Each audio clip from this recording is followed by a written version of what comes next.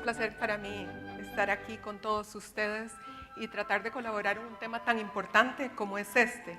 Este es un tema de gran relevancia no solo para Costa Rica, sino mundialmente, y en el cual el Banco Mundial está poniendo un gran énfasis.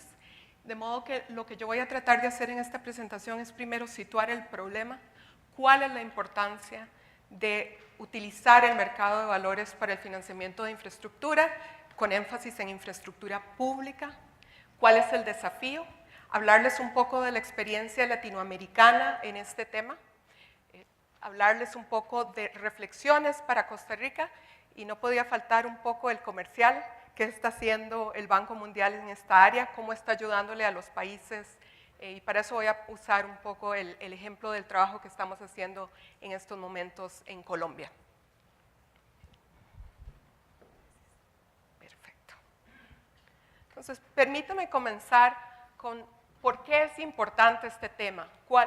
Como decía el señor presidente del CONACYT en sus palabras iniciales, la infraestructura es clave para el desarrollo económico de todos los países. Y tenemos un problema de infraestructura que es mundial. Este no es un problema solo de Costa Rica, es del mundo. Acá les quería mostrar una gráfica de cuáles son las necesidades de infraestructura del 2013 al 2030, primero para el mundo entero. Se están estimando, hay diferentes reportes, diferentes supuestos, que esa brecha de infraestructura está entre 50 y 70 trillones al 2030, que se están invirtiendo actualmente cerca de 2.6 trillones, más o menos un 3.6% del PIB global, y que para llenar esa brecha de infraestructura se requiere de 4.3 trillones, esto a nivel mundial. Cuando vemos América Latina tiene un problema aún más grande, porque ha habido un rezago muy importante en la inversión e infraestructura. En América Latina la inversión en este momento está en cerca de 3% del PIB. Para llenar la brecha de infraestructura se requiere que Latinoamérica invierta alrededor del 6% del PIB. Recordando que la infraestructura es clave para el desarrollo económico, que sobre todo en los países emergentes estamos viendo un gran crecimiento de la población que requiere de servicios, y en este momento esa cobertura de servicios no está, y que se requiere también invertir en otros tipos de infraestructura física, carreteras, puertos, para que se potencie el crecimiento. Y entonces, ¿cuál es el problema? ¿Cuál es el desafío? Bueno, tenemos un gap de infraestructura, como les mencioné, para América Latina bastante grande, una inversión de 3 más o menos, y se requiere una inversión de 6, que no se puede llenar con fondeo público ni con fondeo de los bancos. ¿Por qué? Por las razones que explicaba Camilo. Desde el lado de los gobiernos, la crisis ha generado una necesidad de consolidación fiscal que no les da mucho espacio dentro del presupuesto público. Y desde el lado de los bancos, dependiendo de la región, ha habido primero un problema de la necesidad de saneamiento de su estructura financiera, una necesidad de desapalancamiento que ha afectado diferente a las regiones, más en Europa que en otras, pero más allá de esa situación que es coyuntural, va a haber un problema a largo plazo, que es del que hablaba Camilo. La regulación prudencial está poniéndole más capital o está exigiendo más capital para este fondeo de largo plazo. ¿Y qué va a hacer eso entonces? Que lo que estamos viendo es una disminución de la posibilidad tanto del lado del gobierno como de la banca para financiar estos proyectos que requieren financiamiento de largo plazo. Y entonces uno se pregunta, bueno, entonces, ¿a dónde se va a encontrar ese dinero? ¿Es un problema de dinero? No realmente. El dinero está. El dinero está porque hay un gran crecimiento de los inversionistas institucionales en el mundo. No hablo solo de los países desarrollados, de la OECD, hablo también de los mercados emergentes, y un poco más adelante lo voy a ver. Pero, ¿cuál es el problema? El problema es que actualmente su inversión en infraestructura es muy limitada. Hay variación en los países, pero en términos generales el promedio de inversión directa, y voy a ver eso un poquito más adelante, es de cerca de un 1%. Y entonces, ¿cuál es el desafío realmente? El desafío es cómo movilizamos este recurso de inversionista institucional hacia estas necesidades de infraestructura. Y entonces el tema al final en lo que se traduce es cómo se pueden desarrollar instrumentos que lleguen a tener una buena alineación del riesgo-retorno que requieren estos inversionistas institucionales. Acá lo que quería mostrarles es un poco ver este tema de por qué digo que no es un tema de capital, de falta de capital. Bueno, aquí lo que estoy mostrando es el crecimiento de los inversionistas institucionales. Para temas de largo plazo, fundamentalmente de lo que hablamos son fondos de pensiones y aseguradoras. Y lo que tenemos es que han crecido a hoy, o al 2013, creo que son estos números, alcanzaban ya los activos administrados cerca de 80 trillones de dólares. ¿Qué vemos en emergentes? En emergentes vemos el mismo fenómeno.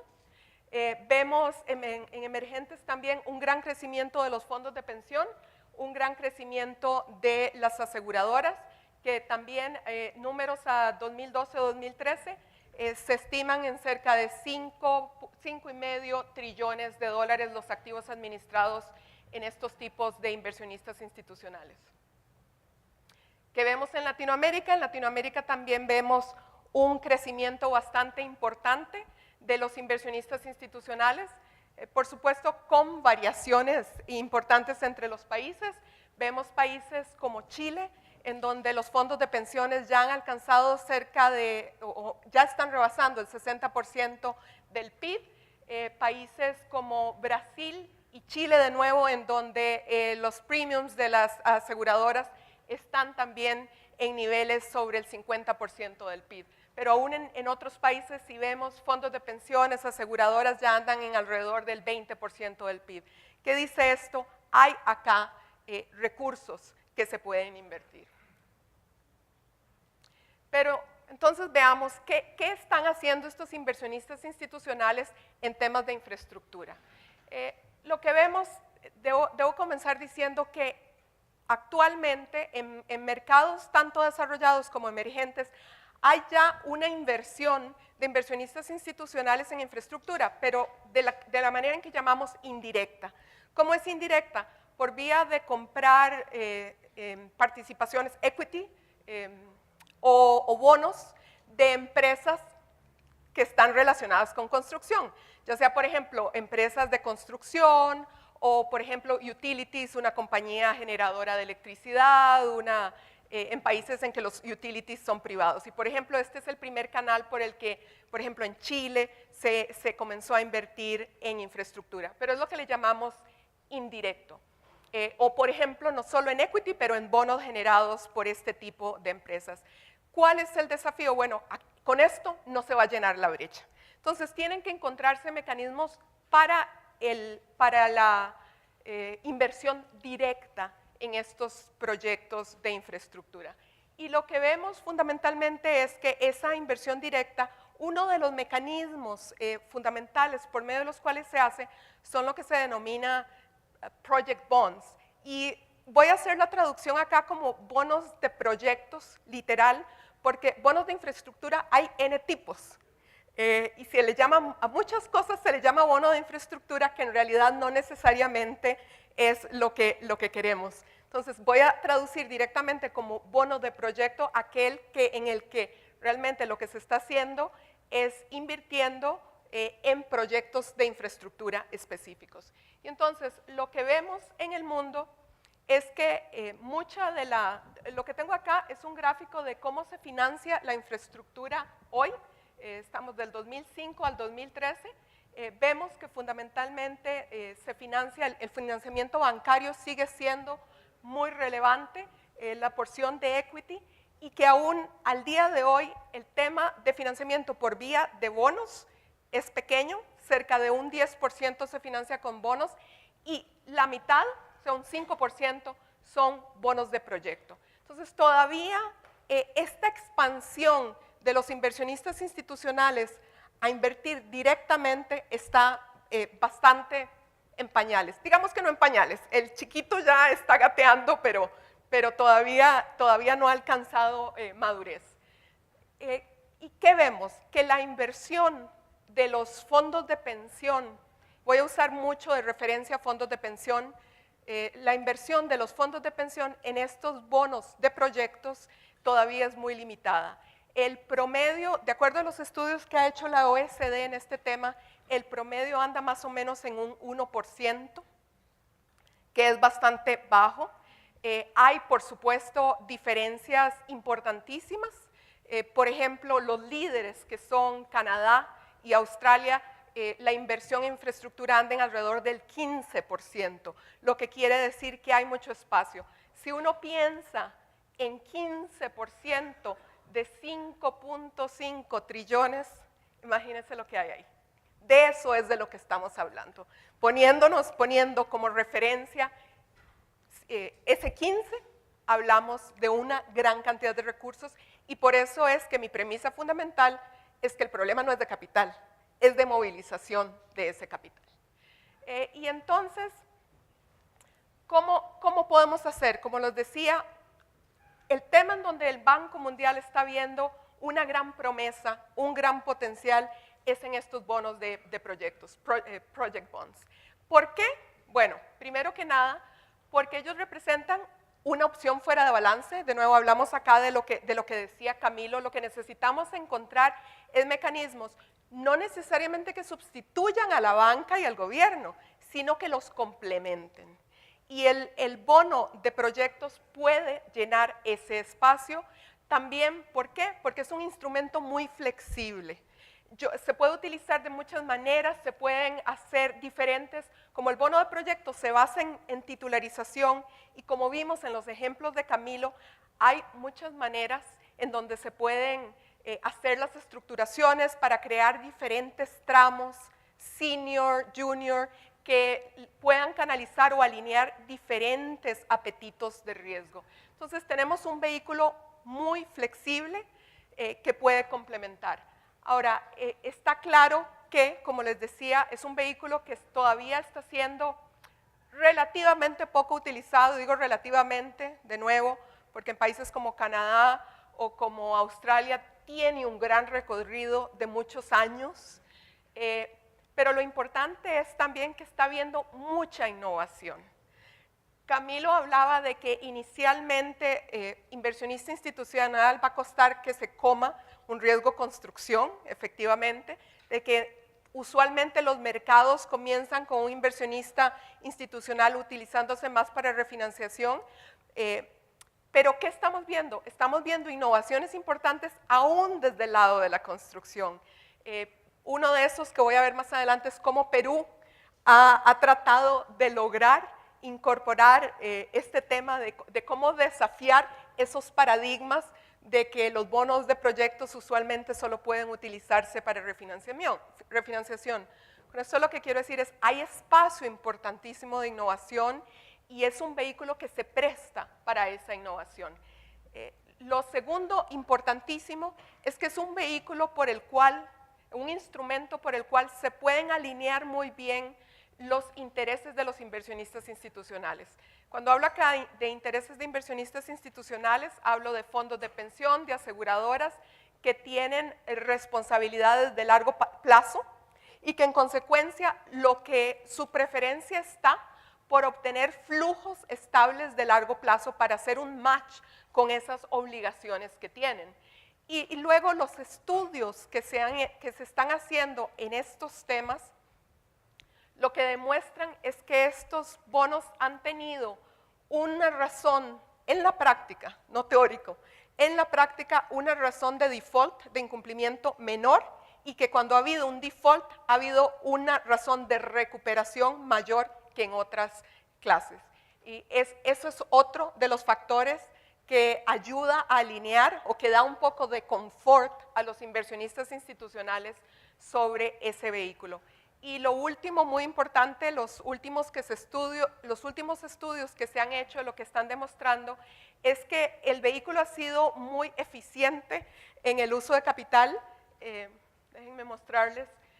Cuando los últimos estudios que se han hecho sobre el spread promedio en basis points de un préstamo bancario frente a un bono de infraestructura, demuestra que el spread de los bonos de proyectos ha estado más más tight, más comprimido. Perdón por el Spanglish, a veces ya cuesta que la palabra me llegue en español. Tiene un spread más comprimido, lo que demuestra que ha habido un uso más eficiente del capital. Entonces, la premisa con la que estamos contando es no que otras maneras de financiamiento no sean buenas, seguirán existiendo ese financiamiento por vía de tomar un equity stake en una compañía generadora de electricidad o en una constructora, pero para llenar la brecha se requiere ir más allá y este es potencialmente un instrumento que puede llevarnos a eso por sus características. Entonces, permítame darles un poco cuál es esa experiencia con bonos de proyectos. Es interesante, acá lo que estoy mostrando es para el año 2014 el uso de bonos de proyectos en el mundo. Lo desagregamos entre avanzados y emergentes. Y lo que es interesante de ver acá es que Latinoamérica es pionero en los países emergentes en este tema. Si ustedes ven en otras regiones, obviamente Estados Unidos, Advanced Economies, Estados Unidos y Canadá son los principales generadores y Canadá, como les decía, es líder no solo en la generación de los bonos de proyectos, sino en el uso o en la movilización de los inversionistas institucionales. Tenemos en los Advanced Economies, es fundamentalmente Estados Unidos y Canadá en Américas y en Europa se está haciendo mucho, sobre todo el European Investment Bank ha generado una serie de estructuras para dar mejoras crediticias, también para lograr movilizar el recurso de inversionista institucional. Pero acá lo que quería resaltar es eso, es Latinoamérica, que está como un pionero. Y dentro de eso, interesantísimo, cuando uno ve la experiencia de Perú. Perú en este momento es un país en donde los fondos de pensiones, los números son un poco complejos porque no hay una categoría de activo que se llama infraestructura y que uno pueda ir a ver los balances y decir cuánto tiene usted invertido en infraestructura. Pero la estimación es que la exposición de los fondos de pensiones de Perú a infraestructura, la exposición total anda por ahí del 14% y la exposición en bono de proyecto anda en 4%, muy por arriba del promedio. Entonces, esto es Perú, pero esos bonos no es solo Perú. Entonces, un poco es, ¿qué está haciendo Latinoamérica? ¿Qué está haciendo Latinoamérica y cómo nos comparamos con esa experiencia de Latinoamérica? ¿Qué está haciendo Latinoamérica? Cuando vemos la experiencia de Latinoamérica y los países de los que hablamos fundamentalmente son 4. 3 que para mí son los más relevantes y un cuarto por ahí del que voy a hablar. ¿Cuáles son? Son México, son 5. Son México, Brasil, Colombia, Perú y Chile. Pero después en mi presentación me voy a enfocar en 3 de esos países. Cuando uno trata de mirar qué tienen todos esos países en común, ¿por qué hay este desarrollo tan importante de bono infraestructura en Latinoamérica que no hay en otros lados? Se encuentran características comunes desde el lado de la oferta, desde el lado de la demanda y desde el lado del ambiente general del mercado. ¿Y qué se encuentra desde el lado de la oferta? Los países exitosos tienen marcos de PPP o APP como muy sólidos. Como decía Camilo, no son marcos que se crearon en un día. No hay que pensar que los marcos de todos estos países fueron perfectos desde el principio, pero ha habido una gran disponibilidad y apertura de los gobiernos a ir mejorando y perfeccionando esos marcos. Pero lo primero es esos marcos de PPP sólidos y ya relativamente probados. Siempre hay cositas que se deben arreglar y de hecho uno de los temas en los que estamos trabajando mucho es que los procedimientos de APPs han estado muy enfocados a financiamiento bancario. Y entonces cuando uno ve todo el proceso de concesión, está pensado en dar una garantía bancaria, no en una emisión.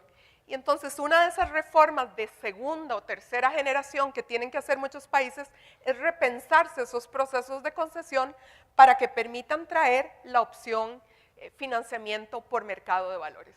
Pero en general son países con marcos de APP sólidos. Ha habido un alto apoyo gubernamental y aquí lo digo desde diferentes ópticas.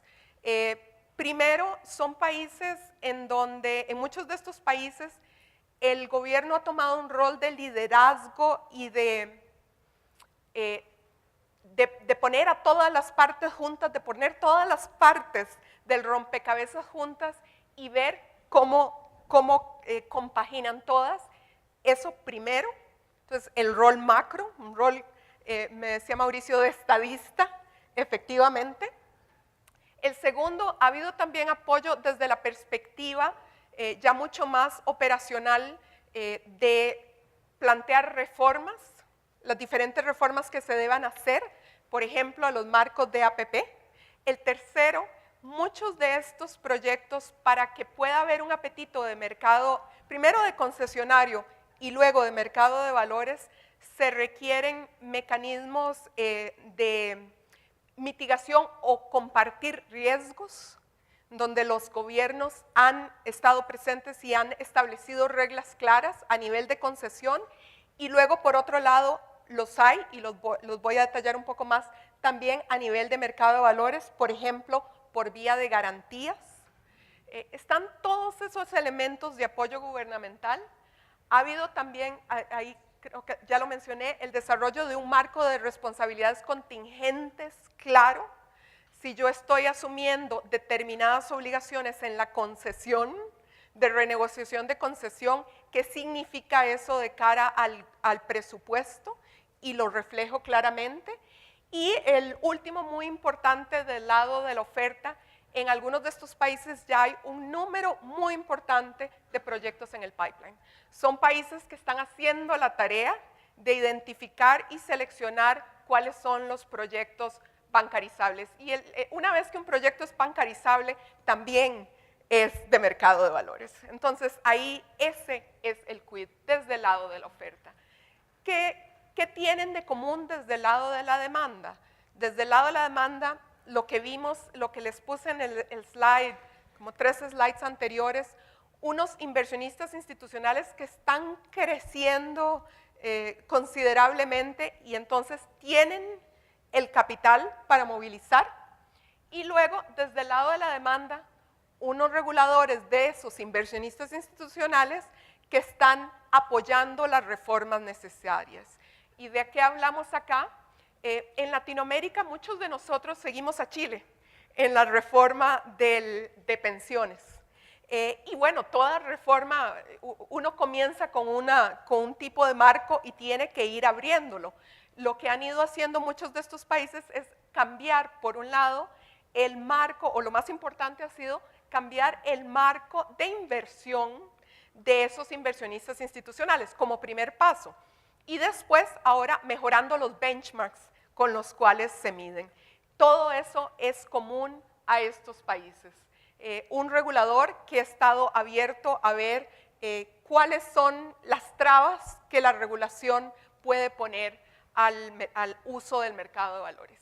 Y desde el lado del ambiente general, tenemos que en la mayor parte de estos países hay unos mercados de bonos de deuda pública relativamente desarrollados. Y la importancia de esto es el pricing. Esto lo que da es el benchmark para el pricing de los bonos de proyectos y de otro tipo de productos del sector de bonos. Interesante, ninguno, o la mayoría de ellos no ha tenido mercados de bonos no gubernamentales muy desarrollados. De alguna manera, estos bonos han venido a potenciar ese mercado de bonos no gubernamentales.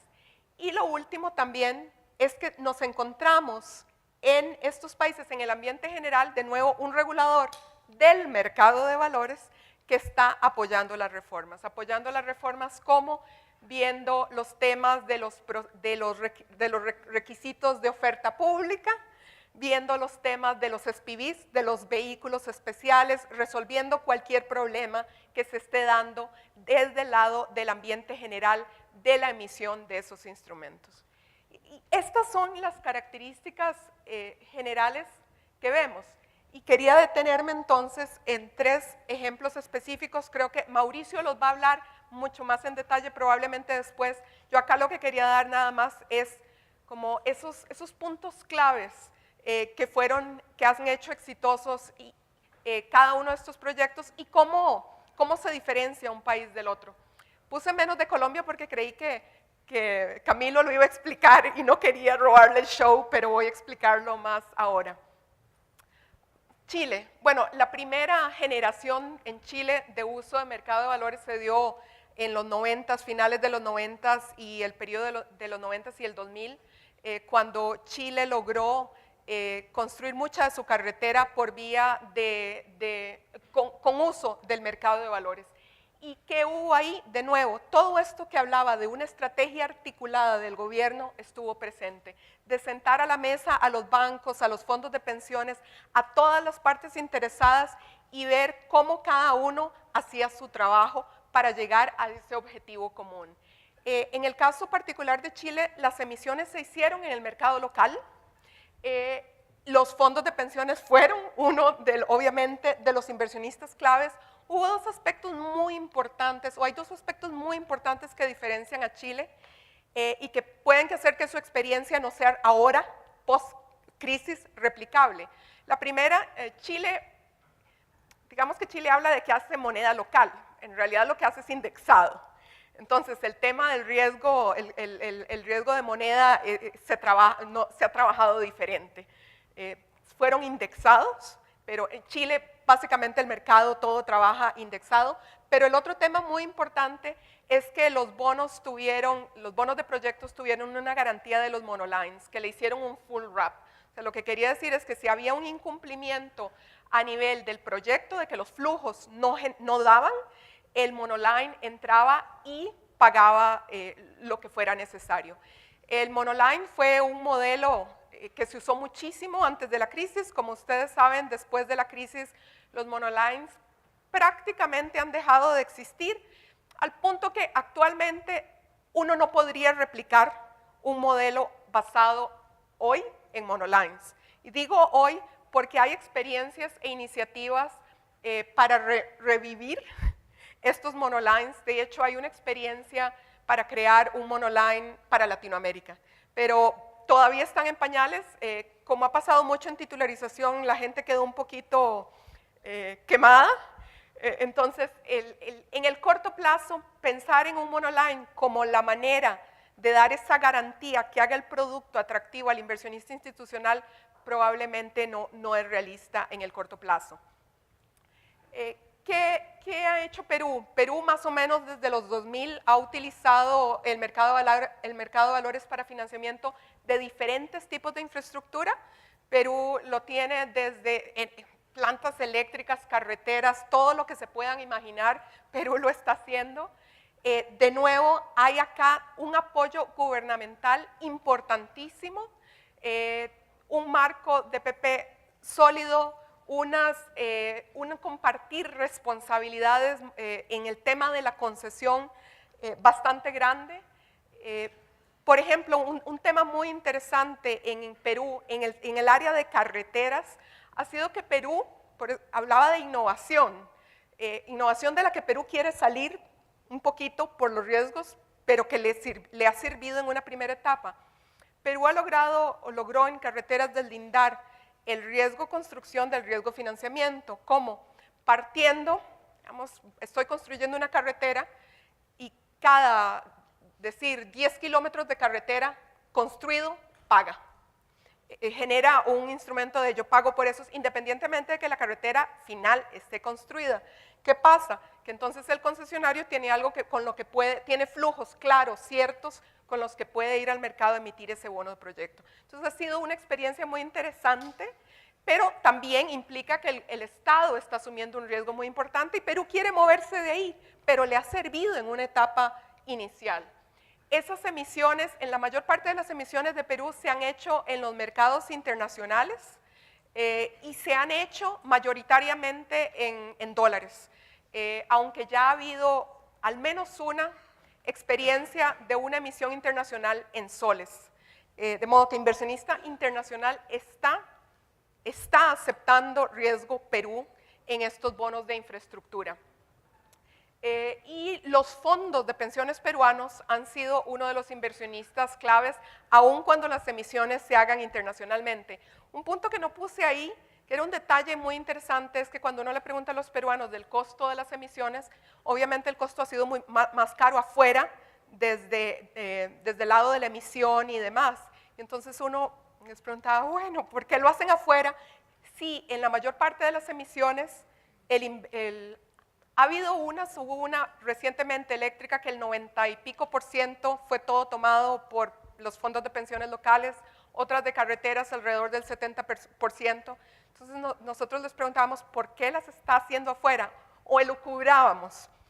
Un poco la razón es que Perú tiene un mercado de pensiones muy concentrado, y lo que han querido al hacerlo afuera ha sido generar competencia, o al menos eso es parte de lo que ha estado detrás. Poder hacer un book building mucho más grande, con muchos más inversionistas que pueda empujar el precio a la baja, versus si están en el mercado local, que un poco la preocupación es que están a la merced de los fondos de pensiones. Pero bueno, esta es una experiencia de Perú. Perfecto. Y Colombia es un proyecto que está en este momento, está apenas en marcha. El gobierno quiere financiar 26 billones de carreteras por vía del no todo por vía del mercado de valores, sino usar el mercado de valores como parte de esto, y se está movilizando a todas las partes.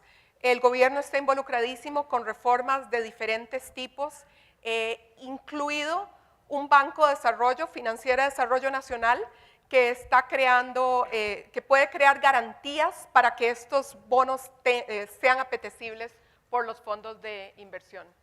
Me están ya llamando al orden de que me quedan 5 minutos, entonces voy a ir a unas reflexiones muy cortas para Costa Rica.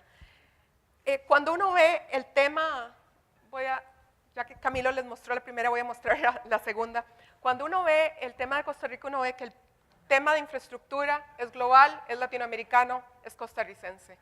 Esto es información al 2014 en nuestra competitividad en materia de infraestructura, y hay un gran desafío para Costa Rica, para su crecimiento, que está ahí. Y por otro lado vemos que los fondos de pensiones en Costa Rica ya han alcanzado un tamaño considerable, están más o menos estaban a 11% del PIB en el 2013, que están altamente concentrados en papel de gobierno, y que hay una oportunidad y también una necesidad de mejorar la diversificación y de tener un mayor rendimiento para los afiliados. Entonces, hay una gran oportunidad.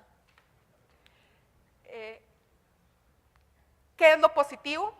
Tenemos entonces esa necesidad de infraestructura, están los recursos, ha habido experiencia en la movilización de los fondos de pensiones para la financiación de infraestructura. Estas reformas reglamentarias en las que ha trabajado recientemente el CONACYF, que no son solo en los temas de oferta pública, han sido también en los temas de los fideicomisos, de la participación de los bancos, las reformas en la visión de supervisión de los fondos de pensiones, todo ello en conjunto está abriendo un espacio para potenciar los bonos de proyectos. De nuevo, la clave acá va a ser en cómo alinear el apetito de esos fondos de pensiones en ese riesgo-retorno. Cómo alinear ese apetito es clave. Acá un poco el problema es, sí, ahí hay espacio, pero probablemente una potenciación completa del mercado de valores requiera de una política articulada de gobierno. Y cuando hablo de eso, hablo del tema del pipeline de proyectos. ¿Qué es lo que hace a Latinoamérica Líder? Que se ha hecho una tarea en determinar, en seleccionar los proyectos estratégicos que como sociedad se requiere financiar, en ver la viabilidad, hacerlos bancarizables, en crear esa buena estructura de PPPs, en crear esas políticas de mitigación de riesgos y potenciales responsabilidades contingentes. ¿Está esa tarea hecha en Costa Rica? Creo que parte de la tarea que está, si queremos potenciarlo completamente, está en esos temas. Termino un poco con cómo estamos ayudando nosotros a los países en estos temas. Y más que comercial, lo voy a hacer desde la perspectiva práctica de qué es lo que implica esto para un país. Lo que estoy mostrando acá es un poco estilizado, pero el trabajo que estamos haciendo con Colombia. Colombia ha tenido este interés de usar mercado de valores como un complemento al financiamiento de infraestructura, una prioridad de gobierno, que ha habido tareas a todos los niveles, a nivel de la oferta, de generar el pipeline de proyectos, a nivel de la oferta de diseñar los instrumentos. El Banco Mundial está colaborando con los participantes del mercado y con Financiera de Desarrollo Nacional en determinar cuáles son esos instrumentos, cuáles son las garantías que pueden ayudar a que los inversionistas institucionales compren el papel. Desde el lado de la demanda ha habido que hacer, y el Banco Mundial está ayudando, en reformas al régimen de inversión de los fondos de pensiones, en reformas a los benchmarks, porque como en Costa Rica hay un comportamiento manada que tiene mucho que ver con las normas de responsabilidad que tienen los fondos. Entonces ha habido que ayudar a crear nuevos benchmarks para que esos fondos se comparen. Ha habido un tema de capacitación. Cuando yo hablo de movilizar a los fondos de pensiones, suena muy bonito, pero hay una parte de tarea para los mismos fondos de pensiones. Tienen los fondos de pensiones la capacidad de hacer el análisis de crédito y de riesgos que eso necesita. Muchos no lo tienen ahora. Ha sido un poco el huevo y la gallina, porque tenían normas muy estrictas de inversión. No requiero desarrollar mi capacidad de análisis de riesgo. Conforme voy abriendo esa política, requiero fondos de pensiones que tienen muchísimo más sofisticado el tema de manejo de riesgos. Y ahí un poco de lo que se está hablando en Colombia hoy es de que por el tamaño del mercado tal vez no se justifica que cada fondo de pensión cree su unidad de riesgo, que va a tener mucha limitación. Y entonces un poco de lo que se está hablando es de usar fondos de inversión que van a invertir en los proyectos de infraestructura como el vehículo que va a hacer ese monitoreo, para todos los fondos de pensiones. Entonces estamos trabajando en capacitación, pero también en mecanismos de cómo hacer que esa capacitación sea eficiente y efectiva, y el uso de los fondos de inversión puede ser una manera de hacerlo. Está habiendo cambios también a nivel sectorial, en los temas de carreteras, etc. En la arquitectura de mercado, infraestructura y regulaciones, estamos colaborando con el gobierno en hacer mucha más líquida la curva de gobierno soberana, en el tema de las calificadoras de riesgos. Estamos hablando, como decía Camilo, de temas también de la regulación prudencial de los mejoramientos de crédito. Si la regulación prudencial castiga mucho los mejoramientos de crédito, no se van a generar. Entonces estamos colaborando con ellos para, dentro del marco de Basilea III, ver cuál va a ser el capital que se le va a exigir a mejoramientos de crédito, y les estamos ayudando también en hacer mejoras en las regulaciones de mercados de valores, en temas de hacer una oferta privada dirigida a inversionista institucional exclusivamente, reformas puntuales en titularización, reformas puntuales en sus vehículos, y finalmente estamos teniendo esperamos tener un rol catalizador. ¿A dónde está el rol catalizador? Estamos en Colombia en diferentes maneras. Por un lado, estamos colaborando a definir el modelo, o hemos colaborado con las autoridades en el tema de cuál va a ser el modelo de negocio de la Financiera de Desarrollo Nacional. Estamos tomando una participación en la Financiera de Desarrollo Nacional, pero también nos vemos, o potencialmente nos vemos, en el tema de hacer estructuras de mejoramiento crediticio para esos bonos de proyectos que se emitan, y finalmente como inversores de instrumentos. Uno de los roles fundamentales que pueden tener los multilaterales es lo que se le llama que somos los comfort investors. Cuando los multilaterales están adentro, eso le da confort a otros inversionistas locales para entrar. Entonces, todas estas son las maneras en que estamos ayudando a Colombia, y todos estos recursos los estamos poniendo ahí desde la perspectiva de que ha habido una visión de país, de hacer esto prioridad y de entonces canalizar todas las energías y esfuerzos a este fin.